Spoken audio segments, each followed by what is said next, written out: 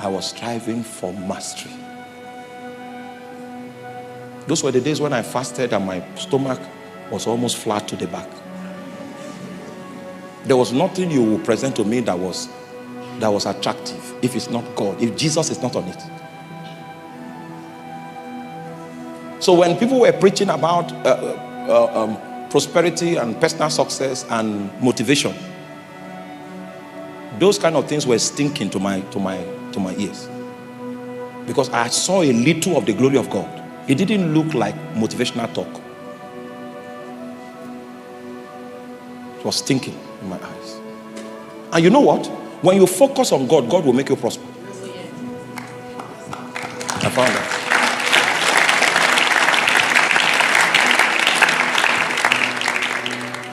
And when He makes you prosper, you'll be bigger than the prosperity, so it won't be anything.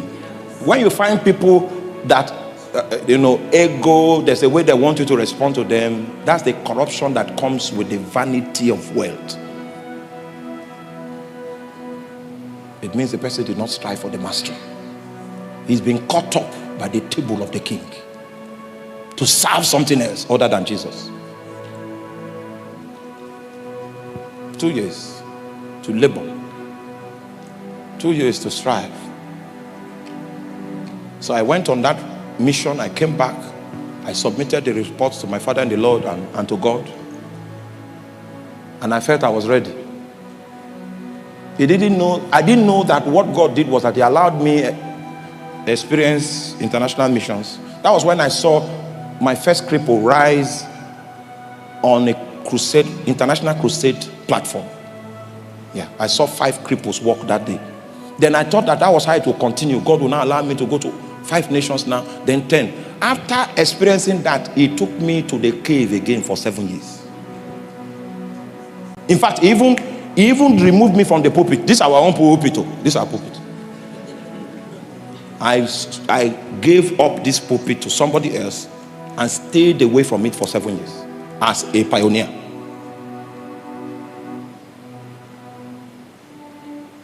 And the church I was attending, I was close to my house. When I come, the ushers will say,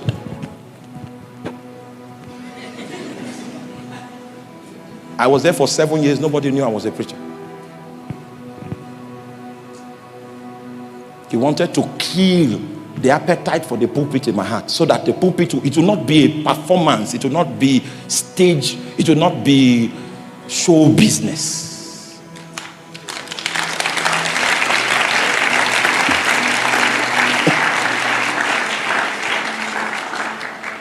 It will not be show business. It will be because Jesus spoke, not about anything that I think. I left this our own pulpit for 7 years. The people I left the pulpit in custody of were not faithful. But God will not allow me to say anything for 7 years. Have you ever been in that state? For 7 years. I gave the man on that pulpit, I gave him the car they gave us on our wedding. I gave him. When I went to Lagos, they stole my car. So when I came back, I come once in a month to visit my family, all right, without a car. So I was using bikes. I arrived at church before the man I gave a car.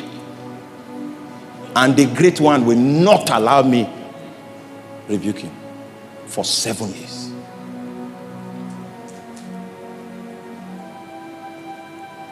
In the 6th year, the man tried to start his own ministry with our members. I know you don't know this. I'm trying to tell you.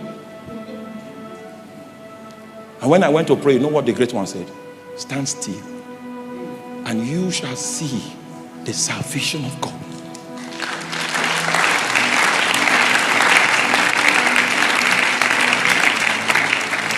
I died. So he didn't allow me fight. And I assure you, I know how to fight. Right? He said, no. That if you fight now, I will increase your wilderness journey for 2 years. And I was already tired of the wilderness.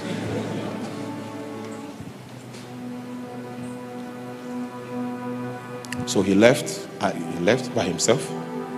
The members he wanted, he left with them. What did God say? Stand still. I continued with the ones that remain. People said I was a fool. People say they called me name. But you know what I had? He gave me intimacy with him.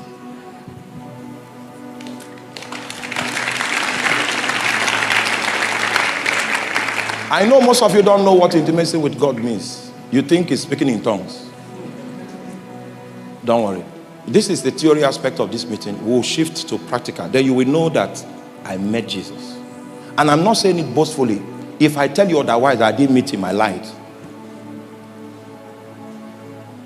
It was after the 7 years that Jesus now said, now you can represent me among the nations. Do you understand? Wait. But even after he said that, it took an additional 12 years before he released me into it.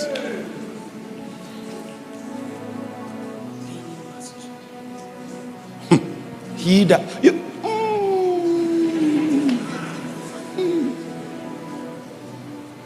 I know some of you want to preach. You have seen pastors wear ties and you like the way they look. He that striveth for the mastery is temperate in all things.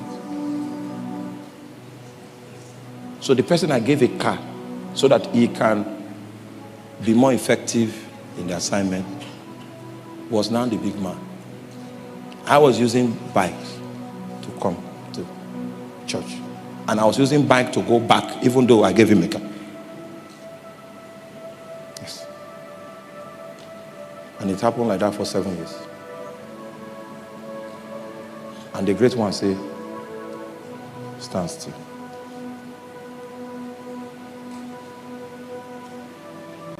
And Jesus increased in wisdom. That was how wisdom came to me. You will soon find out when you start running a ministry that is big, that you need more of wisdom than an anointing. But you are not aware yet. We have many preachers that are not wise, even old ones. This thing about wisdom is not age. It's not that I've been in ministry for 35 years. You can. May the Lord help you. May the Lord help you. And Jesus increased what? Can you see that wisdom is first? Just like for John, spirit, he was strong. Where? In spirit was first. Wisdom here is first. So it means if you touch wisdom, if you touch Jesus, engage in a discussion with him, you will touch wisdom. There was something growing.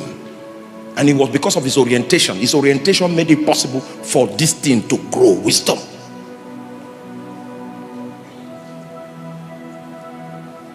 So he grew more in wisdom than he grew in stature. He grew more in favor with God than he grew in favor with man. You are likely to see Jesus and you say, this is all that he is. And you try to fight him. What you are not seeing about him, we fight you. Because he has found a place of favor in the heart of God. These are things that men no longer look for. They no longer look for favor with God. Men no longer desire to wax strong in spirit. Men no longer desire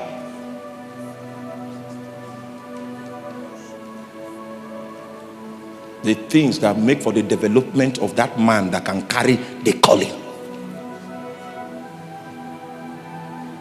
Since you're already sober, I'll just leave you here. Are you still with me?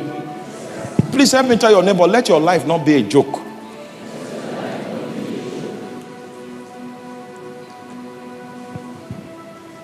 Let it not be a joke. The moment I passed that 7-year test, God began to enlarge me. People will be sick for years.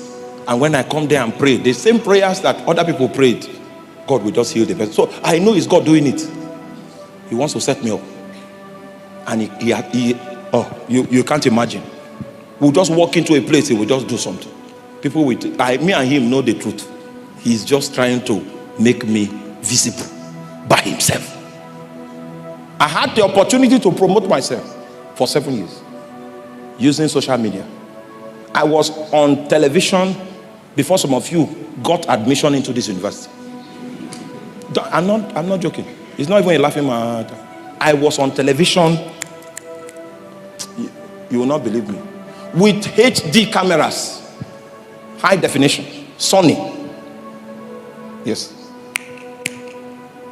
A time came, he said, gather all those videos, throw them out,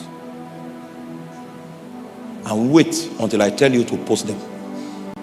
I waited again. We had videos, but we're waiting for him to ask us to post.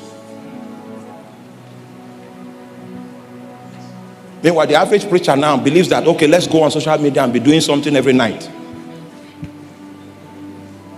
Ask yourself, how long can you do that thing?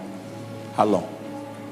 At 70 years, will it still be wisdom for you to be doing it? If it is not wisdom, it means that's not your calling.